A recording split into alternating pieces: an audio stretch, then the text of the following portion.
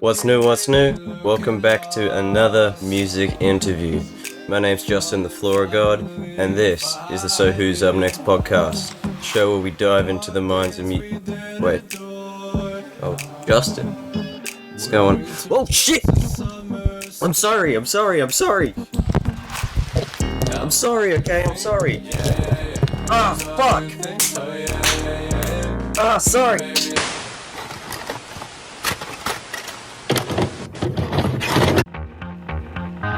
Hello guys, welcome back to the first episode of Bedroom Records, or the third episode of Kid with a Cassette. My name is Soapy, and this is the Justin the Flora God interview. So let me set the scene for you. About 5 months ago I messaged Justin the Flora God asking him to appear on the podcast. He agreed, but unfortunately due to circumstances at the time the show was discontinued. Now that the show has been revitalized, I thought it was only fitting to bring him back as my first guest. This episode was an absolute banger. It was 4:45 in the morning for Justin, 7 p.m. for me.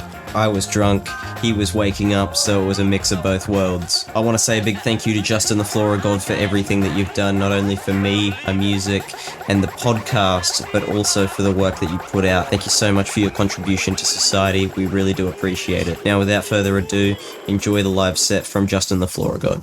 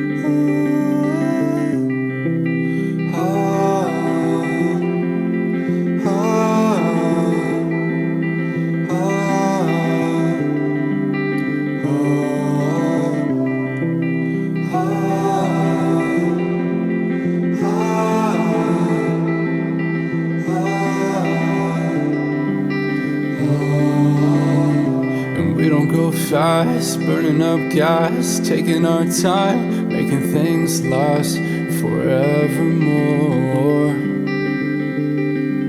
Swimming pools, hotel rooms, and I tripping, falling for you and your vibe. Can I get some company tonight? Drifting farther, further from a ride. Driveway to the highway, we got money in the bank, we got plenty gas in the tank. Bathing in the moonlight, we gon' be okay. Just tell me what it takes to make you stay.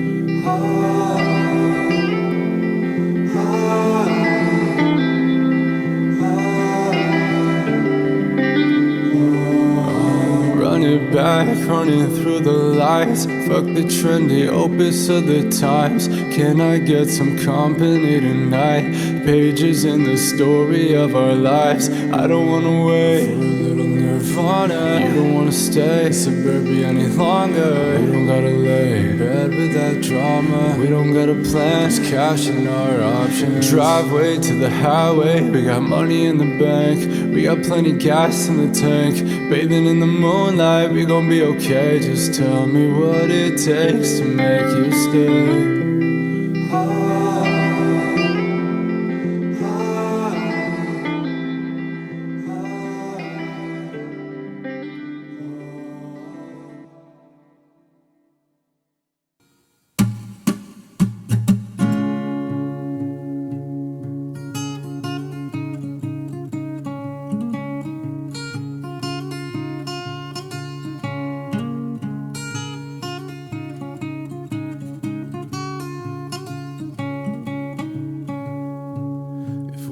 Tell the story in Polaroids of sex and drugs and rock and roll.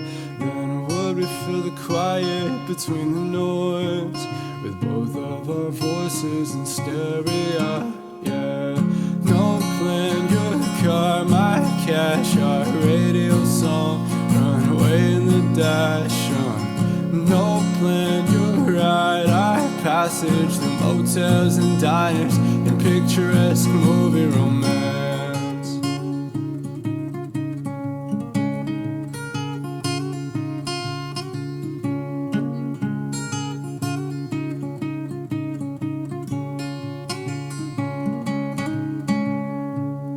I don't give a fuck about the paranoia of finding a way through our youth.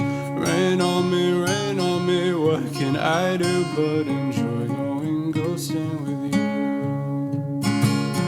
No plan, your car, my cash, our radio song, run away in the dash. No plan, your ride, our passage, the motels and diners, and picturesque movie romance.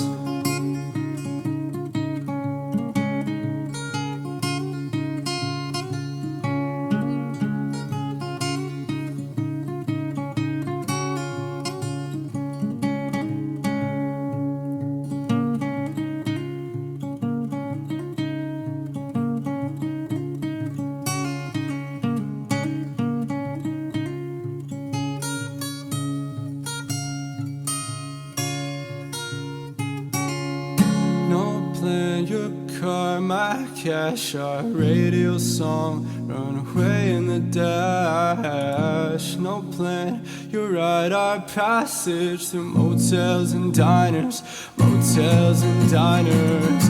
No plan, your car, my cash, our radio song, run away in the dash. No plan, your ride, our passage through motels and diners, and picturesque movie romance. Ba-da-da-da-da-da-da.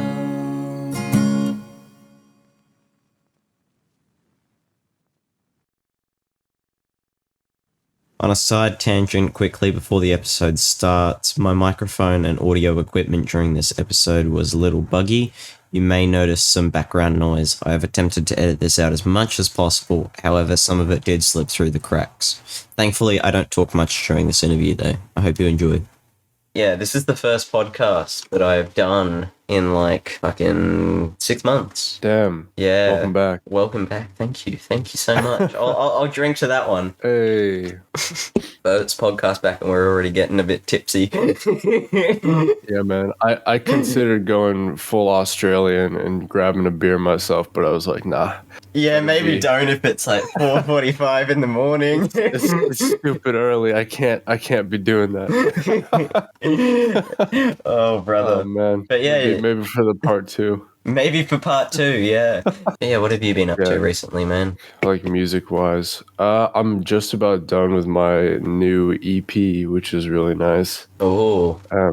It's gonna be EP number 3. Mm-hmm. Also inspired by like a kid's book. So like I don't know if you're familiar with Where the Wild Things Are. No. But that's a kid's book that inspired the first EP, Wild Things, and then there's another book called The Phantom Toll Booth that inspired the next one, Toll Booth. So that makes sense. Yeah. I remember like 2020, 2019, 2018. Like I've had an idea to do that for a long time. It's just my output has been slow as hell. So I've been working on really just getting in the right mind space to make and then produce good work like more often. And so I remember there's this one interview that I did a while ago, and shameless plug to a dead podcast. So like don't expect anything, but well, I mean, you're the inspiration for this podcast. So appreciate it, man. I mean, no, that's not even like cap or anything. I don't know how you Americans say. Oh yeah. Bullshit. I feel like I'm a little too old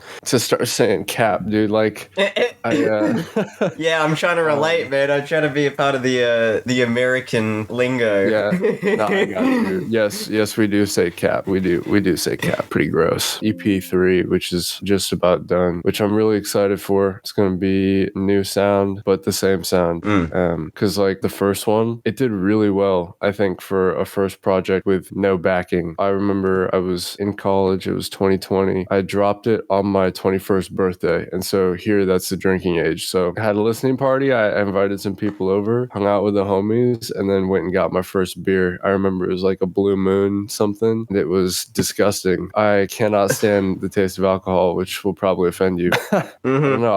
I'm not about it. Like, I'll drink for the culture, but, and I'll drink for a music release. But other than that, it's not really part of my routine. I disagree with that. No, I feel like one part of it's also like I gotta find the right stuff to drink. I went back to my college town a little while ago because my sister recently turned 21. So yeah, she wanted to go bar hopping because she and I went to the same college, or she goes to the same college that I went to. I have since graduated with an English degree. Still can't speak fluently, but it's whatever. Who needs grammar when you got bars, dude? Like, it doesn't even matter. I went bar hopping with my sister one time because the legal drinking age over here is 18, and they had $5 Jaeger bombs. You know what a Jaeger bomb is? Yeah. And what she was doing, we were out with her friends, we were dancing on the floor and all that shit, and she wasn't drinking the Jaeger bomb. She was buying like a bunch, and then I'd have mine, and then she'd be like, "Oh, you forgot to have yours," and it was getting to the point where I was like, "Oh, I didn't realize. I'm sorry."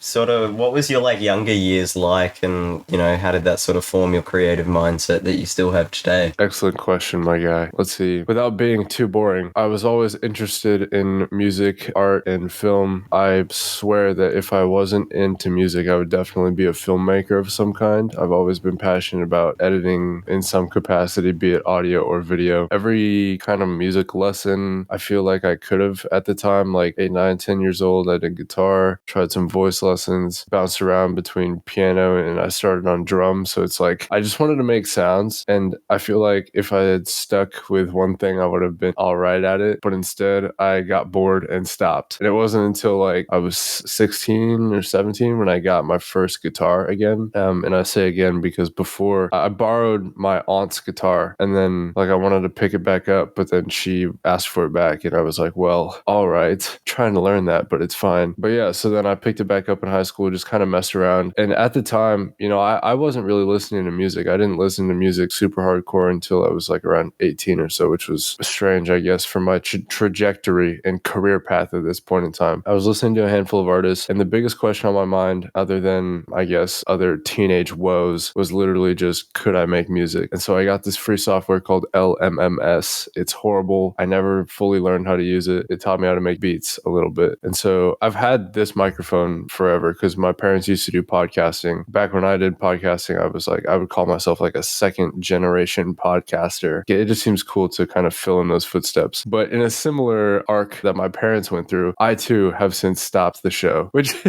is fine. In high school, I remember towards the end, I was making beats, and I got a friend who was into rapping at the time. But yeah, he and I were killing it back in the day. He's like definitely a day one. We were just making beats, sending it to him. He would come over, we'd record some stuff, a few songs in the bank back under his old name. In college, I remember I got Ableton, or towards the end of high school, I can't really remember, was completely shocked at how spaceship-esque it all was. I didn't know what any of the buttons did. None of it was intuitive to me, but I started watching tutorials nonstop, and a little bit of experimentation, heartbreak, mind, loss, we're here now.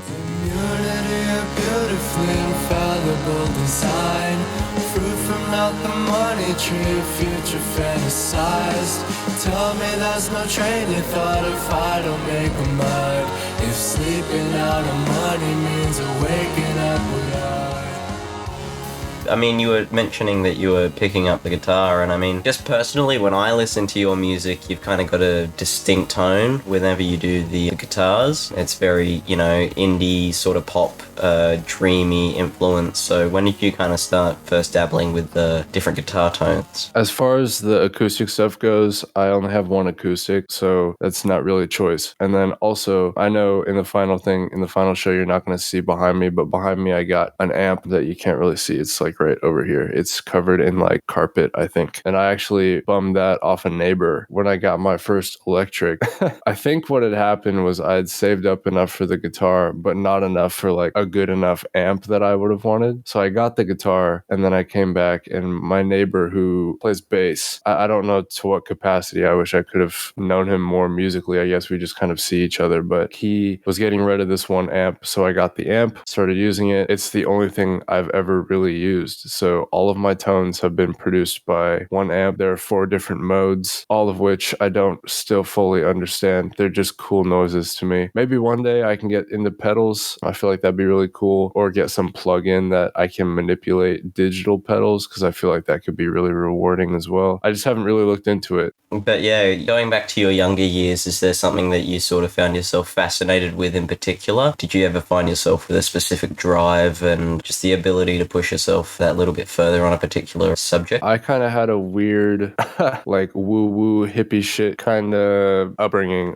Because I remember when I was younger, my mom was super into like spirituality, and she's very religious, and often the two coincide. They don't have to, but like spiritual, and like believed in alternative ways of healing the body. Ate a lot of organic food. I remember bringing some weird granola bars and other fun stuff to class, and people being like, "What is that? It's got no sugar in it." I'm like, "Bro, I know. Trade me." But I think because of all that, there's a sense of like, I don't want to say divinity in my work, because I'm called Justin the Flora God, but that's like not the connotation at all. What I'm talking about more is like the magical, the spiritual bits that we can't quite understand as humans. I feel like I've really gotten that in my work as well. In the song Money Tree, I start with that kind of upbringing as well. Like one of the lines is, I grew up half fantastical, one part divine, one supernatural. Like that's kind of an ode to that. Like I remember having a lot of like spiritual mentors, and there's one that I still think of every now and then, who I don't have it on my desk right now because I'm going full minimalist right now, but I have this little Buddha statue that I normally keep on my desk, and I got it from her store. And she had like this little bookstore that we would go to from time to time, and she was this super old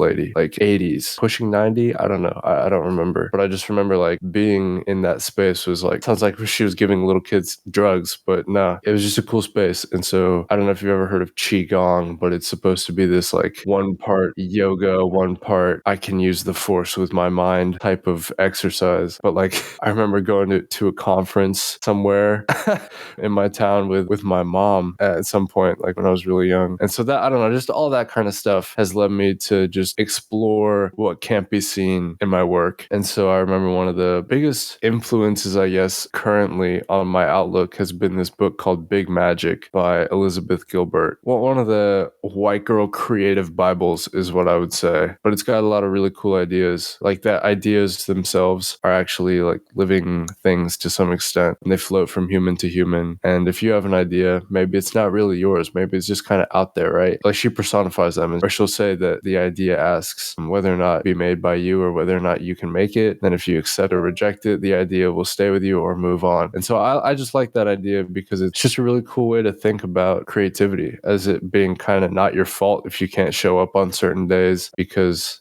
as she says, like your genius, the idea that was there, isn't with you that day. And so for me, that's given me recently, especially, like a lot of peace of mind whenever I'm trying to go slower, unable to crank out what I want to crank out. I'm taking it one day at a time at this point, really like buckling down on just getting one thing. Like if it's one word, if it's one line, I'm good with that, because I'm going to have to be good with that because it's my speed, no matter how much I compare myself to other people. Yeah, something I wanted to tap into was, I guess you could say, the rise and demise of SWUN, or So Who's Up Next. Started the podcast because I was curious about whether or not I could do it. And my parents did podcasting, so I was like, hey, let me try. So I tried it, started picking up interviews, slow going at first. It was really cool in the beginning to have artists like tell me their world. I felt like it was a good supplement for for making friends while the pandemic was just starting to take over. And I remember like my mom actually had COVID at the time while I was trying to record one of these episodes. So in one of them, like in one of the early ones, like my window is open literally for the whole episode. And I'm not sure if you can hear like birds or cars or whatever, but I just remember that being and so I just kind of kept going with it. I would hit people up kind of in the same way you probably do, is just on Instagram or wherever you can find them online, be like, hey, I have a podcast. And I felt like it was a really good working business model for the show because artists record on their own microphones. So if you were in literally any other topic, it'd be the audio quality would suffer greatly, I think. I really lucked out in that department. But yeah, over time though, it felt like more and more work. I wanted to produce nothing but the best quality audio. My philosophy behind anything that I edit, except for like my music, I guess, is all the information first. Nothing that's not good will be left in. So you can tell me this really good story. Like I had people, especially in the beginning when I was still trying to figure out the format, we'd break into these sections where we just talk about like their entire track list and they go like track by track. Okay, this song meant this to me. This song meant this to me. Like it took me 3 days to make this. Okay, cool. But like there's nothing real substantial there. Like you make sounds like the rest of us, you know, like talk about other stuff. And so over time, I learned to develop my own style into like what kind of questions to ask, how to ask better open-ended questions, and how not to box people into simple responses, things like that. And that's all just getting a feel for the person too, which I've been able to do fairly successfully. Like I was saying, over time though, it felt like more and more work. So I knew that I was going to have an issue with it whenever I started running into similar problems that I had with version 1.0 of So Who's Up Next, which was the Instagram as a music review page. So it started as me just sitting in front of my phone in my college apartment, just hanging out, reviewing people's beats. And that was when I literally, and I still don't really know what I'm doing. I know like production theory. I don't know like, I guess, more standard ways of doing stuff. Like I know how I do stuff and that's pretty much it, which I feel like that even that's like a generic response. People would be like, oh yeah, like kind of a snowflake in music. We all are. And that's why none of us are important in the end. But with the tediousness of the show, how that translated to like the edit, the problem with version 1.0 and 2.0 was that people would show up for their friends. Like I know for a fact that what's going to happen, hopefully, if I do it right in promoting this episode, I'll send some people your way. They'll check it out, maybe for 5 minutes, maybe all the way through, but then they'll never show back up. Why? Because they were only there for me. And that sucks, bro. I think about podcasts like No Jumper, right? It's just Adam 22, bro, a bald man, heavily tattooed. He just has conversations. What I could never figure out is like, or how was he able to get started in that and break through that barrier of like, who did he need to talk to finally have enough people to stay, you know? Or how much time did you have to put in? And I know like running a podcast for a year and then quitting isn't, you know, the best scenario in like being a case study for that. I just had to get out because the other problem aside from the audience retention was the actual editing. And so like I was saying, I want to produce the best stuff. And so I would spend hours and hours on the edit. Eventually, once I bit off more than I could chew, like I had a few TikToks that did pretty well. And so I had people hitting me up nonstop to be on the show. And so I started creating this vetting process, and feel free to take this as well. I feel like this is really good. Would message them and be like, tell me a story. If you can tell me a decent story in like voice memos, then you're on the show. If you can't, I'm sorry. Like, I don't care how big you are. Like I literally, before I stopped the show, I was in talks with like multiple different record labels. Like it was actually beginning to go somewhere. I just lost my mind at the end, but they were smaller labels. Like don't think I'm talking like Columbia or some shit. Because I remember in those emails too, like send me artists that can speak well. And the rep would be like, what are you talking about? Like we have these, let me just give you my roster. I'm like, no, like I want to produce good work. So let me produce good work. Let me vet your artists, even though they're tried and true on Spotify. They're not tried and true speaking. And I'm sure you've already know, you can tell this, like people don't know how to speak. They don't know how to talk for shit, bro. Even when you're editing this, I'm going to have a bunch of slip ups, right? I feel like I'll probably have a few less because I've run this rodeo before. On whole, I'm just the same as everyone else in that department. And it sucks, bro. It sucks. That's the cost of a good show and that's the cost of good work. So I'm going to do my best to speak as coherently and cohesively as possible. Yeah, I mean, I get that. I remember, I think when you were going to interview me, I think you asked me to send you a story. Oh, yeah. If it is, people that are on YouTube can see the DMs on the screen of me telling some kind of shitty story. But yeah, I mean, there's definitely a lot to unpack from what you've just said, and just sort of acknowledging the fact you're aware that you were sort of walking away from a perspective of it it's doing my fucking head in, to put it bluntly.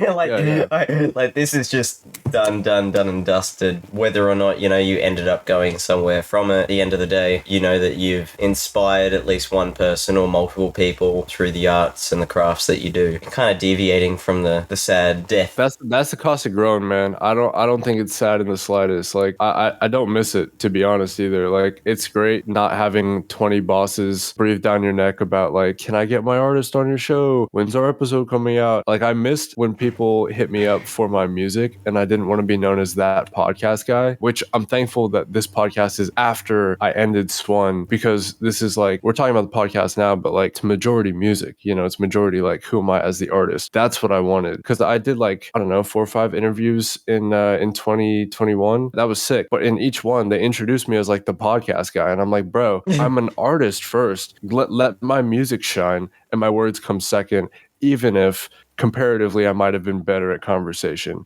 which that's a whole nother topic. But anyway, that's my rant. Like I just need to step away for my own sanity. And but like I said, that's the cost of growing. Not doing too great, but I'm doing better, and that's a start. So I'm there.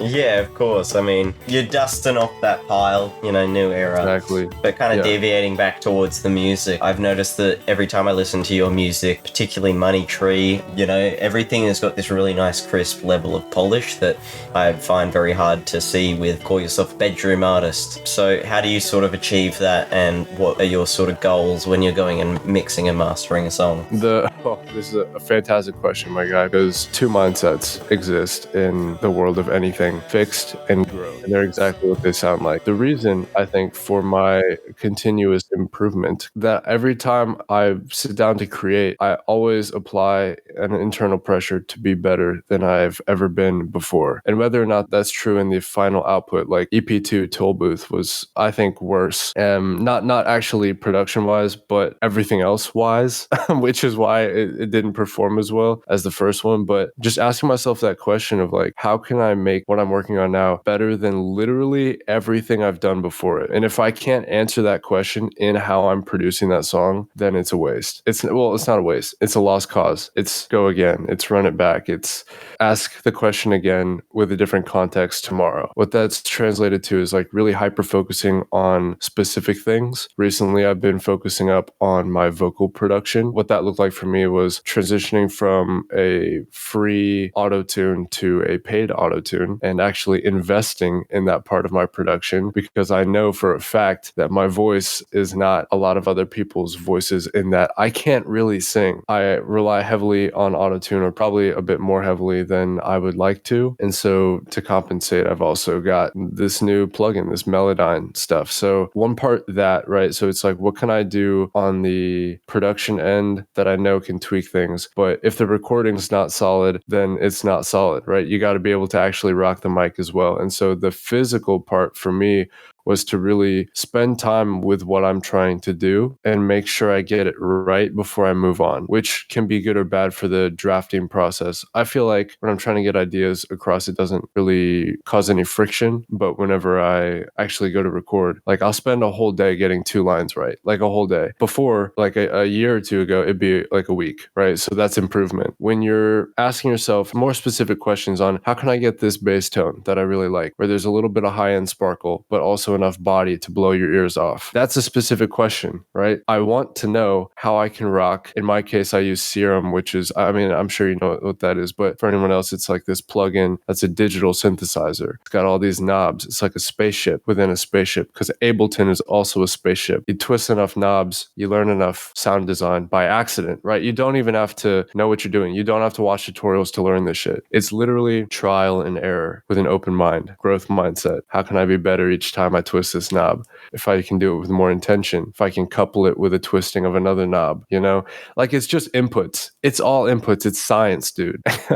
Inspiration aside, it's all science. I've been able to grow. Oh, well, with the stuff I'm sitting on, I've really dialed it in. But at the same time, I understand saying that. Like a year from now, I'll be saying the same thing. And I'll know that whatever I'm sitting on now will be absolute garbage compared to what I've got. And that, for me, has been consistent. But I've definitely heard artists that struggle to innovate. I ask myself how that's possible, given the sheer amount of hours they put in. But it's literally, they're fine being where they're at. And I think that's the problem. And I have a problem with that. Like, I wouldn't want people in my circle that do that. And that might be a hot take. I'm not sure. I'm just saying it's probably better for everyone else's growth if you're continuing to walk forward rather than stopping and smelling the roses for extended periods of time. Hitting off what you said, because you mentioned Moonlight before. I remember you put out a tweet a couple months back where you mentioned that you were going to be selling the toll booth NFT. Did that ever end up happening? I keep going back to NFTs because I think they're really cool and they get a lot of hate for people who don't understand them. But I believe that something like it, or NFTs themselves, will continue to exist for a long time in the same way that crypto is going to exist in a long time. I don't have too much crypto. I've never made an NFT. I believe in these platforms because you do enough research, you can see the future, right? We're moving towards that kind of economy. NFT. Well, this is my little rant on NFTs before we answer the toll booth question. Well, I guess I already answered it by saying like I've never made an NFT, so the answer would be no. I feel like it kind of taps into the same like collector brain that we all have as humans, right? Like biologically geared to collect things. You know, people get bottle caps, they get baseball cards, you know. It's the same thing but digital. I don't really collect too much stuff. I don't really see the difference between a screenshot and an NFT, to be honest. But I understand the value, right? It's the same thing for like, I almost said actual art. I feel like that's a little sketchy thing to say, but contemporary like gallery, I put this painting on a canvas kind of art, right? What's stopping me from taking Starry Night and screenshotting that, right? And now it's mine. Okay, so what? I can still absorb the art, right? I feel like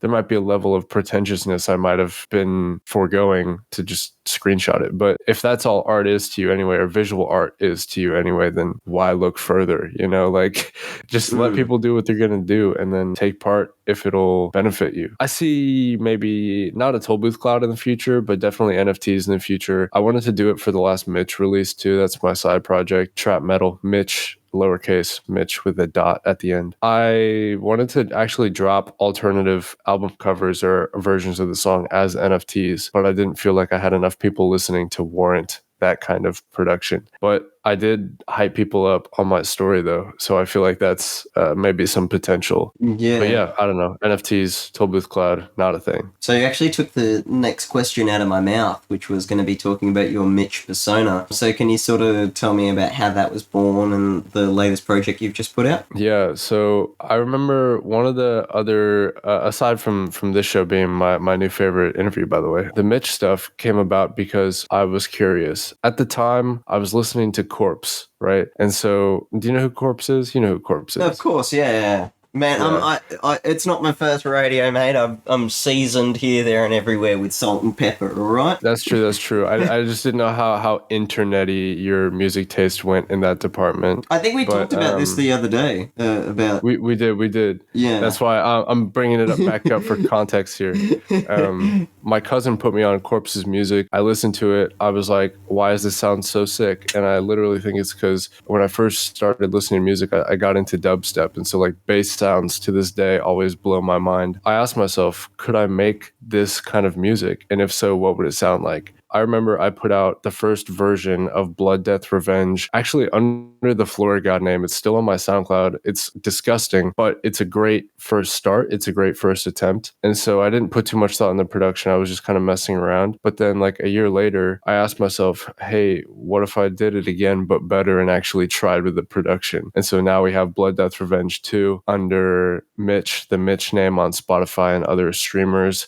I feel like I got a cohesive sound. It sounds like Halloween wrapped up in death and destruction. And although it sounds super violent, it's actually an appeal towards becoming a better person, which I feel is maybe interesting to soccer moms that might think of it as like demon music. That's how I that's how I refer to it to other people. I'm like, yeah, you can listen to my demon music. It's been going actually really well because there's less stress, because I know it's a side project. I find myself able to make music way easier. Last weekend, actually, I cranked out 3 new demos. I don't know if I'll use all of them, but that's the most I've ever made ever in any of my music projects I've ever tried, which is really nice because I'm learning to channel that headspace too with my regular stuff of like, none of this really matters. No one's really watching you. What's the point of like paying too much attention on the details? At least right away. You know, when you refine stuff, that's a different story, but drafting stuff that I like has always been my problem. But with Mitch, especially, I find it stupid easy to get it across. Oh yeah, I just recently collabed with a dude from Spain, T4, on a song called 99 Knives, which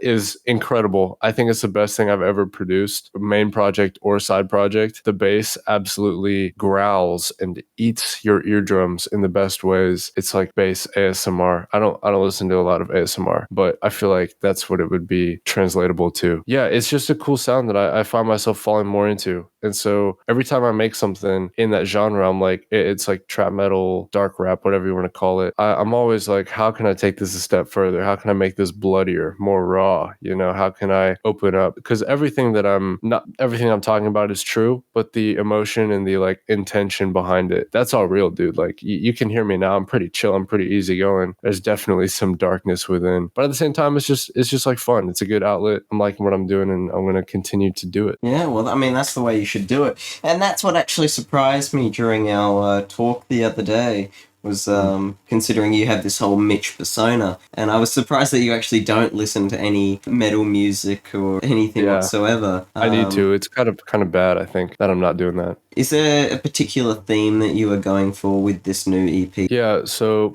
just a brief overview of the Spotify discography. Wild Things was other people's stories told through my own words, and it was inspired by a TV, music, film, all that kind of coincided. So the final project was super cohesive. That, I would say, is more in line with what I'm doing than EP2, Toll Booth, which was a bunch of different sounds playing around. And that was because in the moment I knew I wanted to release something, but I didn't know what I wanted to make, and or I hadn't defined a very like distinct visual that I was wanting to match with the sound. Like the easiest way for me to make music is to first visualize me in some mental space that I can interact with in my mind and change, and kind of, I don't know if you've ever seen Inception, where he can enter dreams and manipulate reality within it. That idea is essentially what I'm doing in real time as I'm making music. The extent to which it's vivid is the extent to which I can make good quality stuff that goes together and sounds nice and is stuff that I'll listen to until the end of time. I've stopped listening to Toll Booth. Like I can't listen to that anymore, just because it's so weird, dude. Like it's so out there. But Wild Things I'll come back to. I love Radio Song. And so you don't listen to Toll Booth at all, really? No. It's because I made it in kind of like a bad time, and that's what I was getting to too with the 30p. It's called Good Grief because it's the Toll Booth that I thought Toll Booth was going to be. Like this sound that I'm sitting on right now should have been what I produced or what I released like last year. But the reason why it wasn't was because, and I hate that this is the case, but I literally just didn't spend enough time getting to know what I was doing, which is frustrating in a world of fast-paced TikToks and new albums coming out every single week. Young creators are pushed to the absolute limit with that stuff. And so I've been trying to develop the slow productivity school of thought. I'm just trying to guarantee good work no matter the time length. Right. Yeah. With the new stuff, Good Grief, it's literally just me in my own head, in my own way, but working through it. And so for the first time ever, I've kind of realized the potential for music making as therapy. Because I remember on my show, a lot of people would tell me about that and be like, oh yeah, when I make music, it's like therapy for me. Like I just get to speak what's on my mind. And I was like, okay, cool. But I never understood that, like ever I just thought it was like a thing that people could do, or some people felt like that. But it wasn't until I started telling my own stories, right? Like I said, the first EP was all other people's stories. Toll Booth was more of the same in like a weird way. And then what I'm doing now is finally me being honest. It's me stepping up to the mic and being, this is who I am. This is my story. Here's what I've been going through. It's been horrible, but it's also been great. Here's why. Like I got one that's about me contemplating whether or not I'm a narcissist. There's another one about my time where I got to witness the legal system here in the US for the first time as a juror on a jury. And it was disgusting and horrible. And you were a juror? I was. Holy shit, tell me about that. I was 20 years old and it was a fun time. So it was not. But I like I said, I was curious. I've been curious about stuff. And before I got into music, I wanted to be a lawyer. I thought for sure I would go to school for law. But then once I went to college, I had this little awakening where I was like, why be indoors when you cannot be indoors and also make things? This is pre-pandemic. I was like 20 years old. I got on a jury for a cocaine case.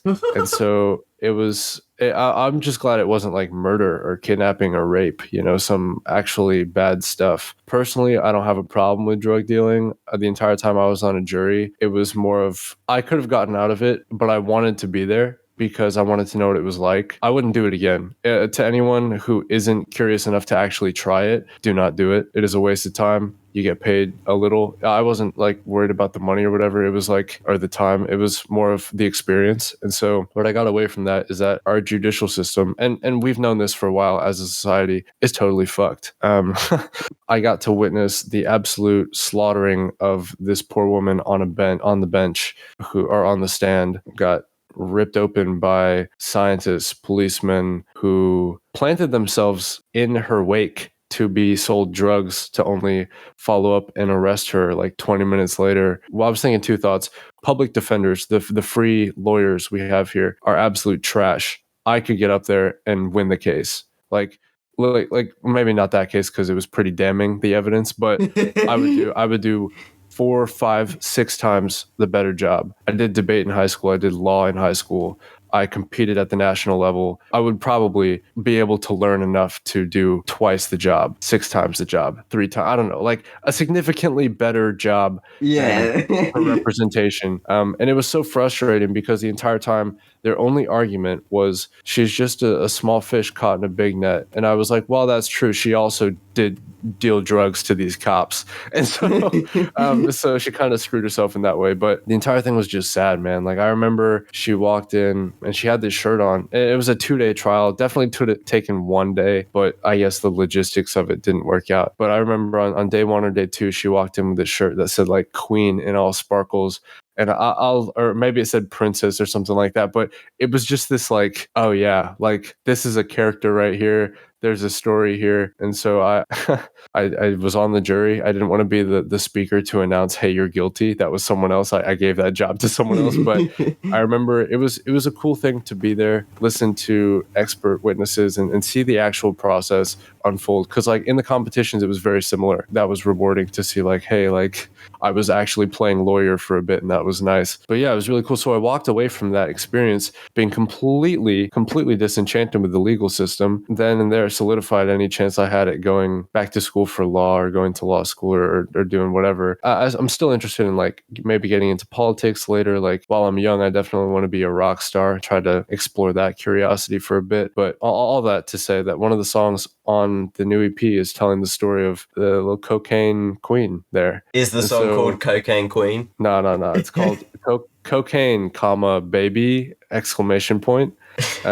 Like cocaine, baby. Like and I remember that was a B-side from Toll Booth because I tried to make it. But it didn't come out right. And then all this had been an idea that's been sitting in my head for the past 3 years. Like I'm 23 now. Like I just made that song a few months ago. It was floating in my head for a while. And it wasn't until I developed enough resources, thought on it enough that I was able to crank out the thing that would eventually be the song. It sounds incredible. I'll send it to you after this. It is easily one of the best things I've ever made. The whole project is easily the best project I've ever made. I don't know which song is going to perform the best. I have ideas. My ideas are either very right or very wrong historically. I'm excited, man. I'm excited. Honesty, raw. It's my brutality that we see in Mitch, but like transformed into the woefulness, the somber, the easygoing, the contemplative. All these words and more are what I would say describe this new sound. It's organic. It's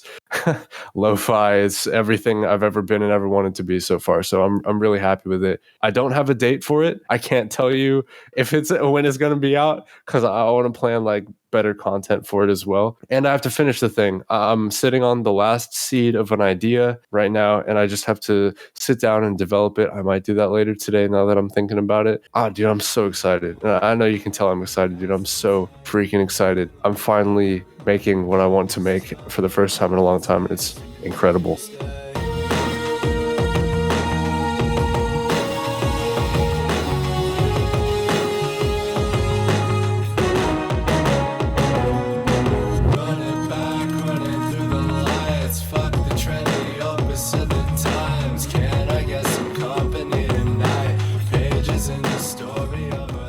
That's very poetic what you just said, and I can see just upon your facial expressions how happy you are.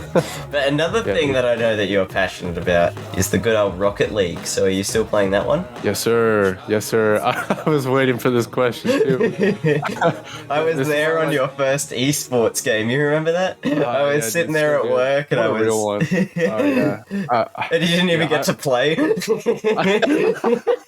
Yeah, dude. I was a sub. I hyped it up for nothing. I remember that, and I will remember that until the end of time, my guy. Like I sincerely appreciate you for doing that. And the answer is yes. I'm still playing Rocket League, although I'm not sure for how much longer or in what capacity. Simply because I think it's time to move on. I've been playing it for maybe a year and a half, 2 years now, something like that. And oh, geez, you'd be a horrible boyfriend. Oh yeah, for sure, dude. I think I've just outgrown it, and it's a major time suck. Like I want to spend more time making things and not wasting my energy on stuff that ultimately won't move me up in the world. I mean, it might, who knows? As far as esports goes, it'll be something that that my curiosity has been satisfied for now. I've got my own team under an esports org, which is really cool. So the thing that I didn't know whenever I signed up to be a sub for this one team was I didn't know that they were actually in like an esports organization with like, I don't know, 100, 200 people, actual like managers. I feel like there's like a content creator, although there's not much content out yet. Like it's a whole thing. And so when I got there in the Discord and like started exploring that, I was like, oh my God, what did I just walk into? For the first season, I was a sub on a team. I played a few times, choked really hard the first time. And then now I got my own team. I'm playing weekly. We got our next game coming up this Saturday, which is really cool. Hopefully we're doing pretty well. We're doing okay. We're 3-2 right now, but I don't know. It's just a cool thing. I really like Rocket League. It got me understanding sports as well, which I didn't think would be a thing. Growing up, I'd never been really into anything outside of like martial arts because I don't know how much this counts for now. When I was a young teenager, I was actually a black belt in Taekwondo, which was a pretty cool thing, I guess. You learn discipline doing stuff like that. So that's good for any kid. But playing Rocket League, understanding that there's a scene within the player, like the professional scene consists of players, content creators, music producers, different organizations, the fans, like all these things. I'm missing something here. Oh, the commentators, which is also a really cool thing. Like if I were to get back into esports in like a professional capacity, I would have to break through with the microphone. I think when I came on the podcast on that never released episode, I think I rambled on too much. No, you're chilling, dude. I probably said it in the moment there too, was like, if anything, it's a good thing because it provides you, the editor, me, the editor, with more content to sift through, more opportunities to produce a more cohesive thing. Even if you feel scrambled, there are parts that coincide with other parts. Oh yeah. So you can wrap those together real nice. I mean, you know the game. All good, dude. All good. Oh man, I got the salt and the pepper, but actually, you know what? It's my first podcast episode recording in about 6 months, so maybe I've just salted it and I haven't put the pepper on it yet. Oh no, you're chilling. You're chilling, bro. I mean, even if this is the warm up, like it's still solid. You're doing a good job. Oh, I don't see any episode as a warm up, mate. So don't worry. There you go. Especially There you go. considering we've got a pretty kick-ass spanking intro. You started dude. talking. Yeah, that's so good. I'm biased, but I think the intro for this one's gonna be a banger. So I think so all good. too. But yeah, dude. Once in a million. But yeah, one more question I did want to ask you while I have you. Speaking of Rocket League, me and you, we had our first VR experience the other day, and we met some characters. But I wanted to kind of know your mindset on the future of virtual reality and if that's going to become a mainstream medium. I think it is. It's going to be way more accessible, cheaper as well. We're going to see a lot of Ready Player One type stuff, especially. I can't wait to see what that does for competitive esports as well. Or, well, I guess esports are competitive, but like competitive video games, you know? Because, like, I mean, you imagine like a Ready Player One, you step into the Oasis. I feel like that's well within our future. For now, though, what we have are the beginnings of that. And there are speedruns of games that are incredible. Like I've been getting into like the idea of speedrunning without actually trying it yet. Watching a lot of videos. It's just fascinating how much time these people put into doing the same thing. I will say this. I currently hold a world record. I'm 8 on Hotline Miami's intro level Metro. Let's go. See that's awesome though. Like that's such a niche thing, but like it's so good that I don't know. I appreciate the craft of it. I think the future of VR, that's a big question. I think like NFTs, like crypto, they're here to stay, or it's here to stay. I don't know exactly what that's going to translate to. I would like to see a headset that is really, really light and has a ridiculously long battery life. Something that has way better hand tracking, because I'm sure you might have noticed if you tried on Oculus, or I guess now Meta, the hand tracking is kind of subpar, I think. But that's like a specific thing. On whole, it's great. I'm having a blast. I don't use it outside of just having fun. But even then, more recently, I've been trying to stray away from doing stuff like that without like having a clear purpose behind it, like a VR chat-esque thing that we did. I don't know if you've experienced this as well. There are some crazy cunts on there.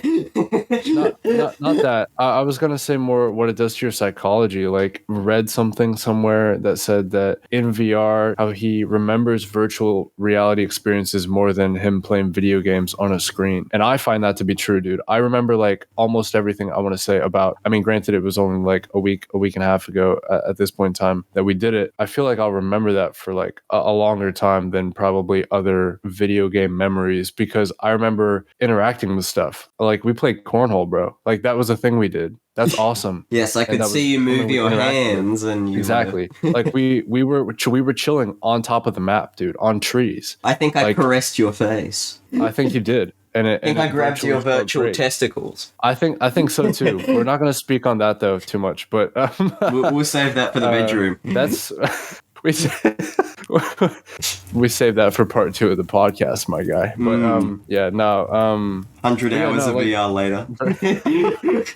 But yeah, dude, virtual reality is freaking sick. That's a great question as well. I really like entertaining that thought. Yeah, it's cool. I want to get into it more. I don't know how though. Like there's this one app that I want to get. It's like $20 that is like a painting thing. Like I've always wanted to actually be good at visual art. I can design cover arts and I can move around Photoshop decently, but I can't draw for shit yet. So I'm working on that. Eventually, maybe. For now, I'm just sticking to sounds. Is there anything you kind of want to say to anybody in particular? Promote something before we head off? I don't know. Just check out my music. There's nothing too specific. I was worried you would ask the advice question, and I don't have advice, literally. No, I feel like I was going to ask the advice question, which I blatantly stole from you. But I stole from someone else too, by the way. So that's just generational trauma right there, dude. I mean, in my mindset, nothing is original in today's world. True. Yes, 100%. Nothing is original. Appreciate you. And likewise, my guy. Like it's really cool to see you develop your own podcast ideas, if not templated a bit from what I was doing, which is really cool. If you want to steal more, do it. Like honestly, steal like an artist. I am stealing your theme song. Do it. I feel like that might be troublesome for the brand, but all right. all good. But yeah, dude, like no real advice outside of literally just lose your mind, because that was that was probably the best thing that has happened to me, even if in the moment I hated every part of that. I'm still recovering from like absolutely exploding on the inside. But on the greener pasture side of this, now that I'm on the other side, is mental clarity like I've never experienced before. I'm moving, maybe not full steam ahead, but confidently taking each step now. So that's a new thing for me for the first time in like 2 years. So that's really nice. Beautiful. Well, thank you, Justin, for coming on the show and being the first guest of the rebrand and the first live set. Wow, wow, wee wow. Hope you liked my songs. I don't know exactly what I'm going to do for song 2 yet, but hopefully you like it and hopefully it turned out okay. I'm sure it will, because I've totally seen it. I like it. If you're an aspiring artist and wish to be featured on a future episode, send me a message on Instagram at Bedroom Records Podcast. 5-star reviews do help, but are not necessary. This is a passion project of mine that I've been working on for some time, and I'm glad to make a return to it. Thank you guys for all the support that you have given me over these tough times. I really do appreciate it. All the kind words of encouragement, artwork is more than I could ask for. This was a Bedroom Records production by me, Sydney Curley, aka Soapy. If you want to make the smart money moves and promote your music or order physical merchandise for an upcoming release, swing me a message on Instagram or reach out to me via Facebook. My DMs are open for any business inquiries. Alternatively, you can send me an email, kidwithacassette@gmail.com. All music in this episode was written, recorded by Justin the Flora God. Copyrighted 2021 to somewhere at the end of the world. The intro and outro was produced and recorded by myself, Soapy. Thank you guys for listening, and I hope you have a great day.